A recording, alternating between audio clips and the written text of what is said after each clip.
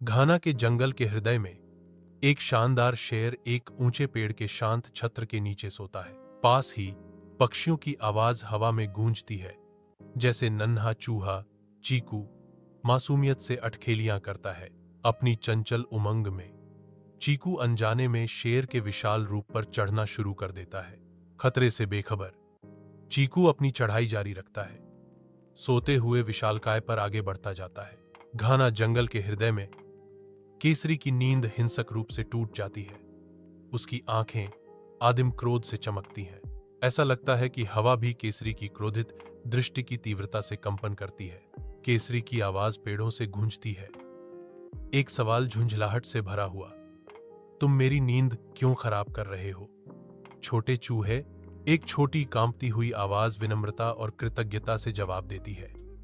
मुझे क्षमा करें केसरी भाई, चीकू जारी रखता है। उसके शब्द अनंत वफादारी का एक वादा है। मैं आपकी दयालुता कभी नहीं भूलूंगा। दृश्य संतुलन में लटका हुआ है। छोटे चूहे के फैसले का इंतजार करते हुए शेर की प्रतिक्रिया अनिश्चित है। जंगल के भीतर केसरी की शक्तिशाली दहाड़ शांति को भंग कर देती है, क्योंकि वह खुद को एक शिकारी के जाल में फंसा हुआ पाता है। चीकू के कान आवाज पर खड़े हो जाते हैं। यह मेरे दोस्त केसरी की आवाज है। चीकू अपने दोस्त की परेशानी को पहचानते हुए दोहराता है, यह मेरे दोस्त केसरी की आवाज है।